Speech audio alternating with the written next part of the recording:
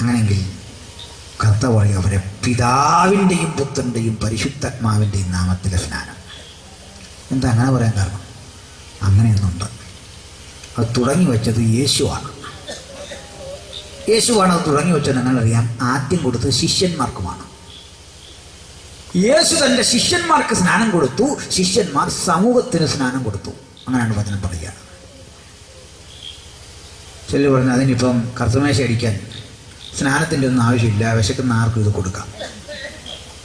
എന്നൊരാൾ ചോദിച്ചു അതിനകത്തുള്ള കുഴപ്പമുണ്ടോ ഈ കർത്തമേശ ആർക്കും കൊടുക്കുന്നില്ല? ഞാൻ പറഞ്ഞു ഇത് കൊടുക്കുന്നത് ആരാന്നറിഞ്ഞിട്ട് ഉത്തരം പറയാൻ പറ്റുള്ളൂ. ഇങ്ങനെയുള്ള പിള്ളേരാ കൊടുക്കുന്നെങ്കിൽ അത് കന്നാലിക്കും കൊടുക്കണം, വിളപ്പിശാലെ കാക്കയ്ക്കും കൊടുക്കണം. കൊടുക്കുന്ന എവനാണെങ്കിൽ ഒരു കുഴപ്പമില്ല. എവൻ കൊടുത്താൽ കാക്കയ്ക്കും കൊടുക്കാം, ഒരു വിഷയമില്ല.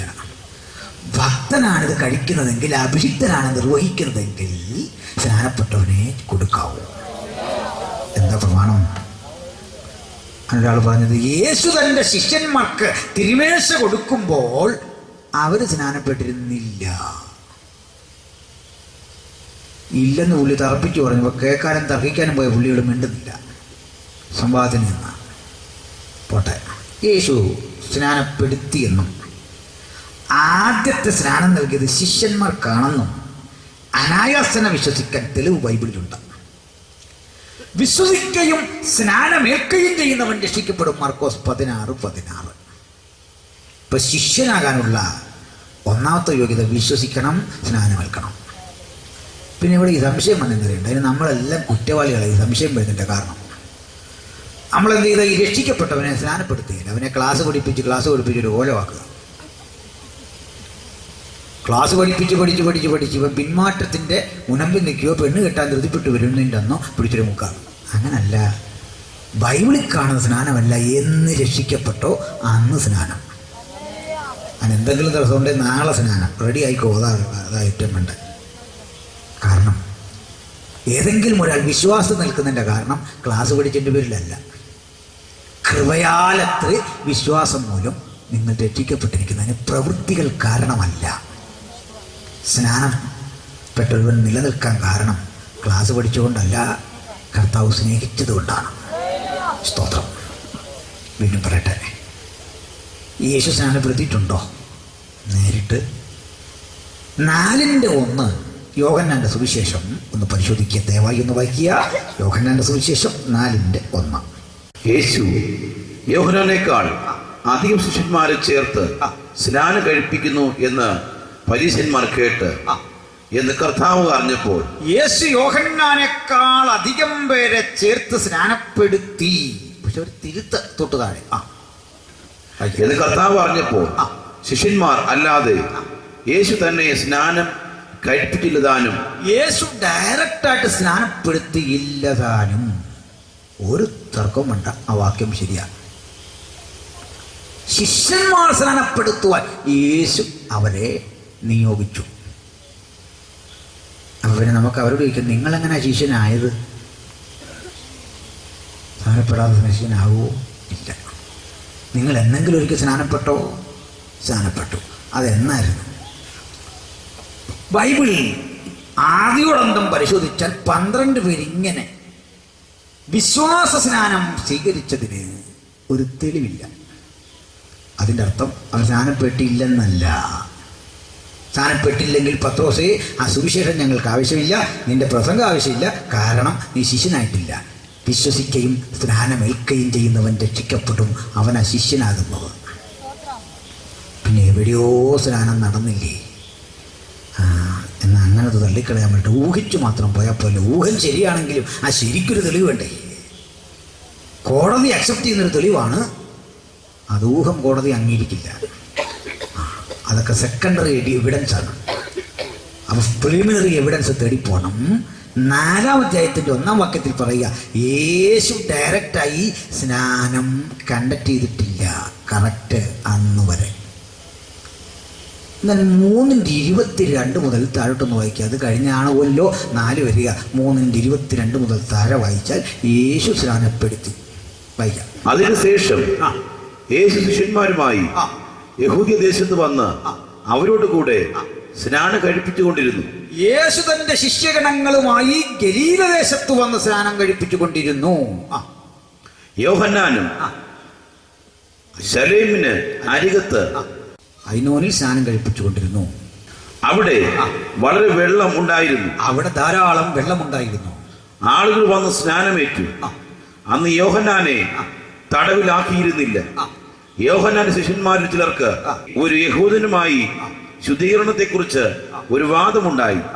അവർ യോഹന്നാന്റെ അടുക്കൽ വന്ന് അവരോട്, റബി, യോർദാനക്കരെ അവനോട് റബി, യോഹന്നാന്റെ ശിഷ്യന്മാർ അവന്റെ അരികിൽ വന്ന് യോഹന്നാൻ സ്നാപകനോട് പറയുകയാണ്, റബി, ശ്രദ്ധിക്കണം, യോർദാനക്കരെ നിന്നോടുകൂടെ ഇരുന്നവൻ, യോർദാനക്കര നിന്നോടുകൂടെ ഇരുന്നവൻ, നീ സാക്ഷീകരിച്ചിട്ടുള്ളവൻ, നീ സാക്ഷീകരിച്ചിട്ടുള്ളവൻ തന്നെ ഇതാ സ്നാനം കഴിപ്പിക്കുന്നു. ഇതാ സ്നാനം കഴിപ്പിക്കുന്നു. കേൾക്കുക, നിന്നോടുകൂടെ ഇരുന്നവൻ, യോർദാനക്കര ഇരുന്നവൻ, നീ സാക്ഷീകരിച്ചവൻ സ്നാനപ്പെടുത്തുന്നു. 3:22 താഴോട്ട് വായിക്കുമ്പോൾ 4 വരുമ്പോൾ പറയുക, യേശു സ്നാനപ്പെടുത്തിയിട്ടില്ല. ശരിയാണ്. എവിടെ? ചാപ്റ്റർ 4 ഒരു സ്നാനം യേശു കണ്ടക്ട് ചെയ്യുന്നു. ഇവിടെ പിന്നീടുള്ളവ ശിഷ്യന്മാരെ പരമേൽപ്പിക്കുന്നു. യേശു കൊടുത്ത ആദ്യ സ്നാനം സ്വാഭാവികമായും ആദ്യ ശിഷ്യന്മാർക്ക്. ആ ശിഷ്യന്മാർ 4-ാം അധ്യായം മുതൽ സ്നാപകന്മാർ എന്ന കർമ്മം ഏറ്റെടുത്തുകൊണ്ട് ആ ശുശ്രൂഷ നിർവഹിക്കുന്നു. 4:1 പറയുന്നു യേശു സ്നാനപ്പെടുത്തിയിട്ടില്ല. 3:22 പറയുന്നു യേശു സ്നാനപ്പെടുത്തി. ഇത് വൈരുദ്ധ്യമല്ല. കാരണം ഒന്ന് ആദ്യം സംഭവിച്ചത്, പിന്നീട് യേശു സ്നാനപ്പെടുത്തിയിട്ടില്ല. ചുരുക്കത്തിൽ ശിഷ്യന്മാർ തിരുമേശ ഭുജിക്കുന്നത് സ്നാന ശേഷമാണ്. ഈ കൂടെ ഒരു കാര്യം കൂടി പറഞ്ഞ് നമുക്ക് ക്ലോസ് ചെയ്തേക്കാം. അയോഗ്യമായി അപ്പം ഭക്ഷിക്കുകയും കർത്താവിൻ്റെ പാനപാത്രത്തിൽ കുടിക്കുകയും ചെയ്യുന്നവൻ എല്ലാം അവിടുത്തെ രക്തവും ശരീരവും സംബന്ധിച്ച് കുറ്റക്കാരനാകും. മനുഷ്യൻ തന്നെത്താൻ ശോധന ചെയ്തിട്ട് വേണം ഈ അപ്പം തിന്നുകയും പാനപാത്രത്തിൽ കുടിക്കുകയും ചെയ്യുവാൻ. ഇത് ലംഘിക്കുന്നവൻ തനിക്ക് തന്നെ ശിക്ഷാവിധി തിന്നുകയും കുടിക്കുകയും ചെയ്യുന്നു. എന്നവൻ അയോഗ്യമായി തിന്നാൽ അടി ഉറപ്പാണ്. അങ്ങനെയെങ്കിൽ യോഗ്യമായി ഭക്ഷിച്ച ഇത് രോഗശാന്തി ഉണ്ടാകും എന്നാണ് മറുവാദം. പ്രഥമ ദൃഷ്ടിയാൽ നമുക്ക് തോന്നും ശരിയാണല്ലോ പറഞ്ഞു. അത് തെറ്റാണ്. പ്രഥമ ദൃഷ്ടി അത് ശരി, എന്നാൽ ആത്യന്തികമായി അത് തെറ്റ്. എന്താ തെറ്റാൻ കാരണം? ഞാൻ ഏറ്റവും ഒടുവിൽ അടിമാലിയിലൂടെ ഒരു സ്ഥലത്ത് യാത്ര ചെയ്ത് ഇങ്ങനെ പോവുക.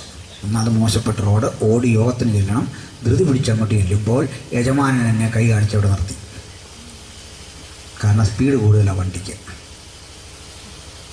ഞാൻ പറഞ്ഞു, എൻ്റെ യജമാനനെ നിങ്ങളാദ്യം ഈ റോഡൊന്ന് വൃത്തിയാക്കിയിട്ട് ഈ പൊട്ടിപ്പൊളിഞ്ഞ റോഡിലൂടെ മനുഷ്യൻ പോകണ്ടേ, ഫൈൻ അടിക്കുന്ന അതേ ആവേശത്തോടെ ഈ റോഡൊന്ന് ശരിയാക്കാനേ പോലും ഞങ്ങളുടെ ഉത്തരവാദിത്വമല്ല.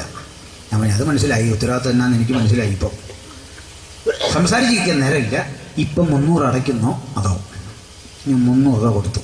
എന്താ എൻ്റെ പേരിലുള്ള കുറ്റം? അനുവദിച്ച വേഗതയിലും 10 കിലോമീറ്റർ കൂടുതൽ ഓടിച്ചു. 70 അനുവദിച്ച് 80 പോയുള്ളൂ. അനുവദിച്ചതിലുമധികം വേഗതയിൽ ഓടിയത് കൊണ്ട്, അയോഗ്യമായി വണ്ടി ഓടിച്ചത് കൊണ്ട് എനിക്കൊരു ശിക്ഷ 300 രൂപ. അത് നിർത്തി. പക്ഷെ അതിനുശേഷം ഇന്ന് വരെ ഞാൻ യോഗ്യമായിട്ടാണ് വണ്ടി ഓടിച്ചത്. എനിക്ക് ഈ കാശ് തിരിച്ചു തന്നു. ഓരോ തവണ യോഗ്യമായിട്ട് ഓടിച്ച് വണ്ടി കൊണ്ടുവിടുമ്പോഴും സർക്കാർ കാശ് കൊണ്ട് തരുള്ളൂ. Thank you. ഒരുത്തനെ കൊന്നച്ച് വന്നാൽ അതിനൊരു ശിക്ഷ വെച്ചിട്ടുണ്ട്. ഒന്ന് ജീവപര്യന്തം, അല്ലെങ്കിൽ കൊലമരം വെച്ചേക്ക്, നിനക്കുള്ളതായത്. ഞാൻ എന്നിട്ട് കുറേ രാഷ്ട്രപതി, ഞാനാരും കൊന്നിട്ടില്ല, കുറേ കാശ് വേണമായിരുന്നല്ലോ. മര്യാദയ്ക്ക് കയ്യിൽ പോയ ആളാണ്, യോഗ്യമായി ജീവിച്ച ഒരാളാണ്. അല്ലേ ബഹുമാനപ്പെട്ട ഭരണകൂടമേ, ഞാൻ ഇന്നുവരെ മോഷ്ടിച്ചിട്ടില്ല, അതുകൊണ്ട് മോഷ്ടിക്കാത്തവൻ എന്ന പരിഗണന വെച്ച് എനിക്ക് ചില സഹായങ്ങൾ ചെയ്യണം എന്ന് പറഞ്ഞാൽ there is no possibility. കാരണം യോഗ്യമായി വണ്ടി ഓടിക്കുക, യോഗ്യമായി ജീവിക്കുക എന്നത് പൗരൻ്റെ മിനിമം ആവശ്യകത. നിയമം തെറ്റിച്ചാൽ ശിക്ഷ ഉറപ്പ്. മനസ്സിലാകുന്നോ? അയോഗ്യമായി അപ്പം ഭക്ഷിച്ചാൽ ശിക്ഷ ഉറപ്പ്. യോഗ്യമായി ഭക്ഷിച്ചാൽ ഇത് മാറും എന്നല്ല അർത്ഥം. രോഗമുണ്ടാകാം, രോഗശാന്തി ഉണ്ടാകാം, പക്ഷെ നിയമമായിട്ട് എടുക്കാൻ പാടില്ല. തിരുമേശ ഭക്ഷിച്ച മാത്രയിൽ രോഗശാന്തി അനുഭവിച്ചവരുണ്ട്, പക്ഷെ നിയമമൊന്നുമില്ല അങ്ങനെ തരണമെന്ന്. നിയമമില്ലാത്ത അതൊരു കരുണയാണ്. തിരുമേശ ഭക്ഷിക്കാതെയും രോഗശാന്തി കിട്ടിയവരുണ്ട്, പ്രാർത്ഥിച്ചപ്പോൾ കിട്ടിയവരുണ്ട്, മറ്റൊരാൾ പ്രാർത്ഥിച്ചപ്പോൾ കിട്ടിയവരുണ്ട്. നോക്കണം, ദൂരങ്ങളിൽ നിന്നൊരാൾ പ്രാർത്ഥിച്ചപ്പോൾ ഇവിടെ ദൈവം രോഗശാന്തി നൽകിയിട്ടുണ്ട്. ടെലഫോണിലൂടെ ഒരു ആശ്വാസ വചനം പറഞ്ഞ ശേഷം അവിടെ നിന്ന് പ്രാർത്ഥിച്ചപ്പോൾ ദൈവം വിടുതൽ കൊടുത്തിട്ടുണ്ട്. ഒരു നിയമമാക്കാനൊക്കത്തില്ല. ടെലഫോൺ എടുത്ത് രോഗം വരുമ്പോൾ പ്രാർത്ഥിച്ചാൽ വിടുതൽ കൊടുക്കുന്നൊരു വാക്യം കൊണ്ട് നിയമമാക്കാൻ വയ്യ. വിശ്വസിച്ചിട്ട് പരിശുദ്ധാത്മാവിനെ പ്രാപിച്ചു. ആ കൂടെ തിരുമേശയെക്കുറിച്ച് പറഞ്ഞു വന്നത് കാലികമായ ചില തർക്കങ്ങൾ നിലനിൽക്കുന്നതുകൊണ്ട് ഒന്നുകൂടെ ഓർക്കുന്നു. ഒരു സഹോദരൻ പറഞ്ഞു, നിങ്ങൾ കൂടി വരുമ്പോഴൊക്കെ എൻ്റെ ഓർമ്മയ്ക്കായി ചെയ്യാൻ കർത്താവ് വചനത്തിലൂടെ കാണിച്ചു കൊടുത്തു. ഞാൻ മുമ്പ് സൂചിപ്പിച്ചൊരു ഒന്നുകൂടെ കടന്നു പറയട്ടെ. 20 വർഷമായിട്ട് ഈ ദൈവവചനം പ്രസംഗിക്കുക, അത്യാവശ്യം വായിക്കുകയൊക്കെ ചെയ്യും. ഞാൻ ഇതുവരെ ഇങ്ങനൊരു വാക്യം ബൈബിളിൽ കണ്ടിട്ടില്ല. നിങ്ങൾ കൂടി വരുമ്പോഴൊക്കെ എൻ്റെ ഓർമ്മയ്ക്കായി ചെയ്യുവാൻ. ഞാൻ നാളെ ഇവിടെ ഉണ്ട്. നിങ്ങൾ ആരെങ്കിലും ഇങ്ങനൊരു വാക്യം കൊണ്ടുവന്നാൽ ഓരോ ആൾക്കും 10,000 രൂപ വെച്ച് നാളെ തന്നിട്ട് ഞാൻ പോകും. പിന്നെ ഈ പന്തയത്തിൽ ഏർപ്പെടും മുമ്പ് വാക്യം കാണിക്കാൻ നിങ്ങൾക്ക് മനസ്സില്ല എന്ന് വന്നാൽ ഇതിൽ വരുന്നവർ എനിക്ക് 1000 രൂപ വെച്ച് ഇങ്ങോട്ട് വരണം. ഞാനങ്ങനെ വിജയിച്ചു പോട്ടെ. ചുരുക്കത്തിൽ അങ്ങനൊരു വാക്യം ബൈബിളിലില്ല. സെൻട്രൽ പാസ്റ്റർമാരും തെറ്റിക്കുന്ന ഒരു വാക്യമാണ് കൂടി വരുമ്പോൾ ചെയ്യുക. കൂടി വരുമ്പോൾ ചെയ്യാനാണ് ഇപ്പോൾ ചെയ്യേണ്ടത്. 2 ദൈവമക്കൾ നിങ്ങൾ കൂടി കണ്ടു കഴിഞ്ഞാൽ അന്നേരം ഒരാൾ വീഞ്ഞും കൊണ്ടുവരണം, ഒരാൾ അപ്പവും കൊണ്ടുവരണം. PSC എഴുതാൻ പോകുന്ന കുഞ്ഞ്, ആ കുഞ്ഞ് നിൽക്കി കർത്തൃമേശ കഴിഞ്ഞിട്ട് പോകാമെന്ന് പറഞ്ഞാൽ സമയം പോകും. അയ്യോ, പാസുമാരെ കണ്ടാൽ ആളുകളോട് വിട്ടോ, അപ്പച്ചൻ വരുന്നുണ്ട്, കർത്തൃമേശ എടുത്ത് ഞാൻ പോകാമെന്ന് പറയും. ഇത്രയും വലിയ വിഡിത്തം ബൈബിളിലുണ്ട് എന്ന് കരുതി പുലമ്പുന്നത് ഏതോ ക്രിസ്തു കൊടുത്തിട്ടാണെന്നാണ് പറയുന്നത്. ബൈബിളിലെ ക്രിസ്തു അല്ല, തിരുവെഴുത്തിലെ ക്രിസ്തു അങ്ങനെ കൊടുക്കില്ല. തിരുവെഴുത്തിലില്ലാതെ പഠിപ്പിക്കും പാടില്ല.